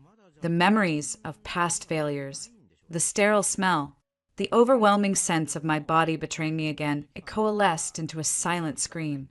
Aiden, in scrubs and a cap, leaned over the gurney, his face filling my vision. Look at me. Michelle, just at me. Aiden, if something happens, nothing will happen. His voice was absolute, a rock in the churning sea. I've lost one love to fate. I won't lose another to anything. You hear me? You are the strongest person I know. You're going to meet our children. I'll be right here. They wheeled me away. The world narrowed to bright lights, masked faces, and the pressure of Aiden's hand in mine. Then, a cry, thin, angry, beautiful, another, slightly different. Two distinct voices announcing their arrival. Grace and McCoy, a nurse announced, placing a tiny, swaddled bundle near my cheek. Samuel James McCoy, said another. Tears blurred everything. I looked at Aiden. He was crying, too. Silent tears cutting tracks through the sterile mask. He kissed my forehead, his lips trembling. They're perfect. You were perfect. I spent 3 days in the ICU, stabilized, while Grace and Samuel thrived in the NICU. Small but fierce. Aiden never left. He slept in a chair, coordinated with the army of specialists, and acted as gatekeeper to the world. On the 3rd day, propped up in bed, I saw a news clip on the muted TV in the corner. It was the local business report. A photo of Liam, looking haunted and worn, flashed on the screen. The cheer in red. Former TechVantage exec indicted. Assets seized. Aiden followed my gaze. He's finished, he said softly. Professionally, financially, socially, I felt no triumph, only a distant, hollow pity. I hope he gets the help he needs, I said quietly, turning back to the photo of our twins on my phone. But my chapter with him is closed. Aiden took my hand, bringing it to his lips. Ours, he said, his eyes on our children in the photo, is just beginning. Liam's collapse was swift and total. The news coverage was brutal. Seattle tech wunderkind, charged with multi-million-dollar fraud, his picture, once in the business section for funding rounds, was now on the front page for perp walks. Aiden's lawyer, Diana, laid out the terms in our living room, now dotted with baby swings and burp cloths. The feds have him on the financial crimes. He's looking at 8 to 10 years minimum. We can make our civil suit disappear, reducing his legal burden, in exchange for a full public confession and the return of triple the assets he stole from you. Michelle, it's a mercy he doesn't deserve. A confession? I asked, bouncing a fussy grace, a written, videotaped statement admitting to the embezzlement, the harassment, the intentional destruction of your post-marital financial security. It goes to the court and the media. It's a permanent, searchable stain, but it gives him a chance at a slightly shorter sentence. Aiden looked at me. Your call. It's your justice. I thought of the fear, the coupons, the shattered pot. I looked at my daughter's perfect face. Do it. Let him confess. Let everyone know who he really is. The video was released. Liam, pale and shrunken in a cheap suit, recited the damning words, his voice monotone. He named me, apologized for my cruel and illegal actions. It was everywhere. 2 days later, my phone rang, an unknown number. Against my better judgment, I answered. Michelle? It's Evelyn, Liam's mother. Her voice was thin, old. My breath caught. Evelyn, we saw the video. We read everything. We didn't know. About the money. About how he treated you. We're so ashamed. She began to cry. He was always so driven, so intense. We thought it was ambition. We were blind. I felt a pang of unexpected sympathy. They had been distant, polite in-laws, dazzled by their son's success. It's not your fault, Evelyn. It feels like it is. We're so sorry for everything. We hope you're happy now. With your new family. I am, I said, and meant it. I hope Liam gets the help he needs. But my chapter with him is closed. We said awkward goodbyes. I hung up, feeling a weight lift. The last tether to that old life was severed. My own rebirth began in earnest. The twins were 3 months old, a whirlwind of needs and joy. I was exhausted, but fiercely alive. Aiden hired a wonderful night nurse, but I insisted on being the primary caregiver during the day. It was my choice, my domain, but I needed more. I had the real estate license, the project management certification. They were tools gathering dust. One night, over a late dinner after finally getting the twins down, I told Aiden, I want to work, not for your company, for myself. I want to use my skills. He didn't hesitate. Tell me what you need. I don't need money. I need a project, a purpose. He thought for a moment. You rebuilt this house into a home while pregnant, under siege. You're managing the most complex project of all right now. He nodded towards the nursery monitor. What about helping others do the same? Women starting over. The idea ignited. I called it Haven Projects, a small, boutique firm to help women transitioning after divorce or loss at finding and furnishing homes, navigating finances, rebuilding lives. I used my own settlement money from Liam, the returned triple assets, as seed funding. It was poetic justice as capital. Aiden helped, but from the shadows. He'd mentioned my new firm to a contact who was a divorced philanthropist looking to fund women's initiatives.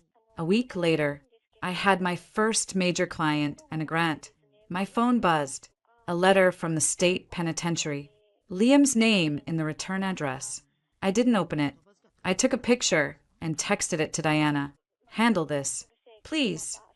Then I opened my laptop to review fabric swatches for a client's new apartment. Liam's sentencing hearing was a formality. I didn't attend. Diana called with the result. 7 years, minimum security, fines that would leave him destitute upon release. That evening, we had a small gathering for the twins' 100th day. Just a few true friends. Dr. Sterling, Anya the nutritionist, Diana. No fanfare. As we sat surrounded by baby toys and half-eaten cake, Aiden stood, tapping his glass lightly. He wasn't a speech maker. His words were simple, direct, and they silenced the room. For a long time, I measured success in threats neutralized, systems secured. Then I met Michelle. He looked at me, his eyes soft. She taught me that real success isn't about tearing things down. It's about building something up. From the broken pieces, she's the strongest architect I know. He lifted his glass. To Michelle, and to the future we're building. One day, one project, one tiny, perfect smile at a time. Tears welled in my eyes. It wasn't just a toast. It was a testament. The quiet operator had built me a kingdom, not of walls, but of possibilities, and I was finally ready to rule it. 18 months later, the gala for the Seattle Urban Housing Alliance was in full swing at the Museum of History Industry. All glittering glass and Puget Sound views. I stood at the podium, the spotlight warm on my skin. My simple emerald green sheath dress felt like armor. And so, the Grace Place model proves that transitional housing doesn't have to feel transitional. I said into the microphone, my voice clear in the hushed room. The screen behind me showed before and after photos of the first building I'd spearheaded that a drab queen and row house transformed into a bright, safe haven for 4 families leaving shelters. It's about restoring dignity, one well-designed, secure front door at a time. The applause was genuine, thunderous.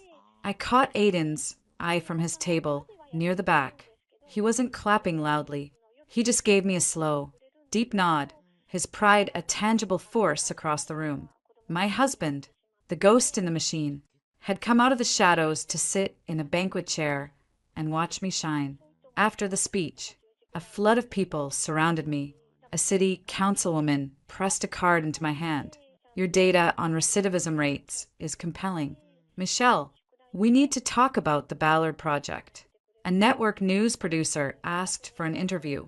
I smiled, deferred to my now full-time assistant, a sharp young woman named Chloe, whom I'd hired from one of the Haven Project's job training programs. I finally made my way to Aiden. He stood, pulling out my chair. You were magnificent, he murmured, his lips brushing my temple. I was petrified. I whispered back, letting the adrenaline show only to him. You owned the room, as I knew you would. He glanced at the departing councilwoman. She's tough. You'll handle her. We'll handle her. I corrected, squeezing his hand. Our partnership was the bedrock of everything. He'd casually connected me with a structural engineer who made Grace Place's innovative shared space design possible. I'd happened to meet the grant writer at a party he'd suggested we attend. He was the silent wind in my sails, and he never, ever tried to steer the boat. Later, in the car heading home to our sleeping twins, he was quiet for a moment. I saw Liam today. The name was a jolt of cold in the warm car. What? Not in person. A report. He's out. Early release for good behavior. Served just over 4 years. A strange calm settled over me. The fear was gone. Where is he? Tacoma. Working under the table construction. Living in a weekly motel. He's a ghost. Aiden looked at me. It's over. Michelle. Truly over. I looked out at the sparkling city. The man who had tried to break me was living in a motel room. I had just received a standing ovation in a museum. Aiden's hand found mine. Let him go, he said softly. I already had. Life became a joyful, chaotic balancing act. Grace, all fierce curls and determined scowls, was a mini general. Samuel, thoughtful and observant, was his father's son. Our surprise, baby Hope, arrived when the twins were 2, that a joyful accident who completed our noisy, love-filled home. Haven projects took off. We won awards. I was asked to consult on a federal program for military family housing. The email from the White House Office of Public Engagement was a surreal, shining moment. I'd be one of several advisors, but the title was real. Michelle McCoy, Special Advisor on Transitional Housing Community Design. I showed Aiden the email on my laptop. He read it, then pulled me into a fierce hug. I have never been more proud of anyone in my life. He said, his voice rough, "You're not upset? It'll mean travel to DC. Time away. Upset?" He laughed. A real, free sound. "Michelle, watching you build this. Watching you use your brilliant mind and your huge heart. It's the best investment I've ever made. The only one that matters."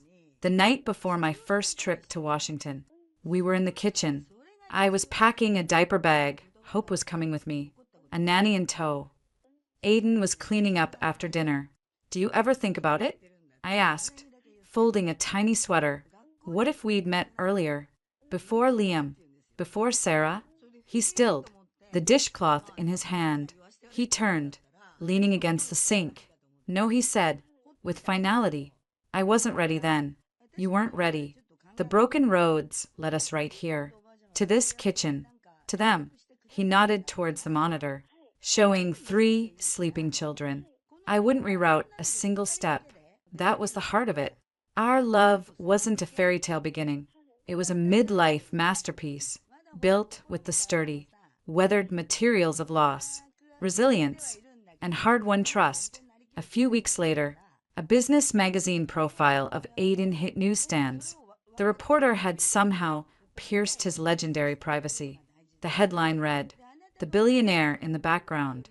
McCoy Strategics, reclusive founder on threat assessment and second chances." There was a photo of him, looking characteristically intense. Near the end, the reporter asked, "With a corporate valuation now estimated in the tens of billions, what do you consider your proudest investment?" Aiden's quoted answer was simple. "My wife's design firm. 300% return on investment, measured purely in human happiness." I read it at my office desk, tears blurring the print. He hadn't told me he'd said it. He'd just shown me, every single day, that he meant it. The final piece of the past fell away a month after that. I was in a studio, filming a segment for a local morning show about Haven projects. During a commercial break, a production assistant nervously approached. "Ms. McCoy, there's a man outside. He says he knows you. He's asking for 5 minutes. He looks rough." A cold certainty settled in my gut. "What's his name?" he said. "Liam." I felt a surge of not fear, but profound annoyance. I glanced at the studio door.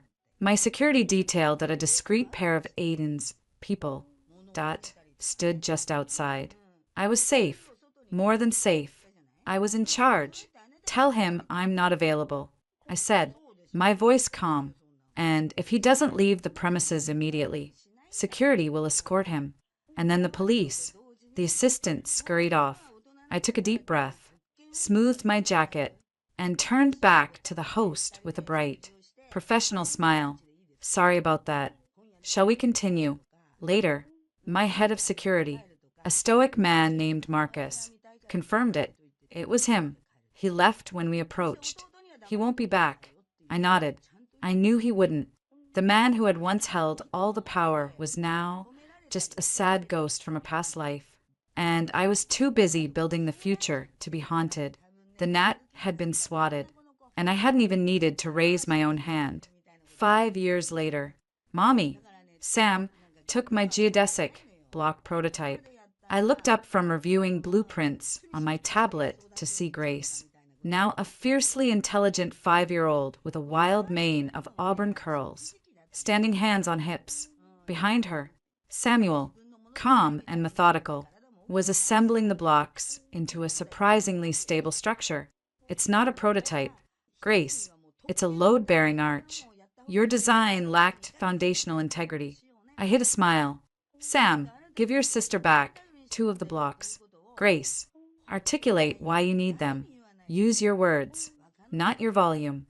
Aiden's voice came from the doorway of our home office, now a real, sun-drenched space in the light-filled addition we'd built. The McConnell account is settled. Their security audit passed with a 99.7% rating. I'm officially semi-retired as of 5 minutes ago. He leaned against the frame, watching the scene with that quiet contentment that had become his default state. Hope, our 3-year-old whirlwind, barreled past his legs, clutching a stuffed dog. Daddy, Ranger is hungry. The real Ranger, now a gray-muzzled elder statesman, lifted his head from his bed, thumped his tail once, and went back to sleep. This was our life, a beautiful, noisy, purposeful chaos. My firm, McCoy Anderson Designs, I'd kept my name professionally, a nod to the journey, had 12 full-time employees and a 2-year waiting list. We specialized in transitional and trauma-informed design, a phrase I'd coined that was now used in architectural journals. The White House project had led to a nationwide initiative, and I'd just returned from speaking at a conference at Harvard. I was pouring myself a coffee when my assistant's name flashed on my phone. Michelle, I have the final numbers for the Grace Place expansion in Ballard. The City Council approved the full funding. A warmth spread through me, different from the coffee's heat. That's the third one. Chloe, forward me the docs. Aiden came up behind me, wrapping his arms around my waist, resting his chin on my shoulder. Another one, another one. 20 more families get a real start. I turned in his arms, semi-retired. Huh, what does that even mean for you? It means I'm the Chief Logistics Officer for McCoy Anderson Family Operations, he said, kissing my forehead, and I get to say no to any contract that would take me away from bedtime stories. I've delegated the world saving to very capable, younger people. Our life was a world away from Queen, and we'd moved to a larger, still unpretentious home on Bainbridge Island for the schools and the space. But the old neighborhood wasn't forgotten. Later that week, we took the ferry and drove to Queen, and the old street, the one Aiden had secretly bought, was now a beautiful, small park, Grace Place Park. The row houses had been converted into affordable rental units for teachers and nurses, with a communal garden and a playground. We were there for the dedication of a new play structure, funded by our foundation. As the kids ran toward the slides, an older woman approached, holding the leash of a prancing Pomeranian. Carol Gable. She looked older, softer. Michelle. Aiden. My goodness. Look at your beautiful family. Her gaze swept over the park, the laughing children, the vibrant flower beds where Liam's obnoxious hedge had been. What you've done here, it's a miracle. We didn't know. About Liam. I mean, we were taken in. It was a long time ago. Carol, I said, meaning it. He's out. You know, lives in Spokane. I heard. Works in a hardware store. She said it like she was sharing the most delicious gossip, but it had lost its power to wound. I'm glad he's found some peace, I said, and to my surprise, I mostly meant that, too. He was a footnote, a cautionary tale from another life. Carol nodded, flustered, and moved on to coo over hope. Aiden's hand found mine. No anger left? I looked at our children, at the green space born from betrayal, at the man beside me. Anger is a heavy thing to carry. I'd rather carry hope. I squeezed his hand, literally. Hope, don't eat the wood chips. That evening, after tucking in 3 exhausted, park-happy children, Aiden and I sat on our deck overlooking the dark, shimmering sound. The lights of Seattle glittered in the distance. Do you ever think about what if we'd met earlier? I asked. The same question from years ago, but now from a place of settled peace. Not curiosity. He didn't look away from the view, every now and then, and I always come to the same conclusion. No, I wasn't ready. You weren't ready. The broken roads led us right here. Perfectly. He turned to me, his face illuminated by the moonlight. The best strategy one ever devised was loving you, not protecting you or avenging you, just loving you, letting you shine. Everything else was just support logistics. I laughed, a quiet, happy sound in the night, the highest praise from a master logistician. I leaned my head on his shoulder. He called you a beggar. You know, that first day, when you helped me with the planter, I felt his chest rise and fall with a silent chuckle. The man they called a beggar gave you a kingdom, not of money, I said, completing our old private thought. No, he agreed, his voice a soft rumble. A kingdom of respect, of partnership, of a love that grows with every passing season, every skin knee, every funded housing project. He kissed my hair, and the so-called prince, he turned out to be the real pauper, a pauper of character. Life's irony is its fairest justice. We sat in comfortable silence, watching the fairy lights glide across the water. The past was a closed book, its painful lessons learned, its debts settled. The present was a vibrant, messy, glorious gift. And the future? It was ours to build, together, one strong foundation at a time. The cracked pot had not just been repaired. It had been transformed into a vessel that could now hold an ocean of joy and pour it out to nourish the world around it. The journey was the destination, and it was more than enough.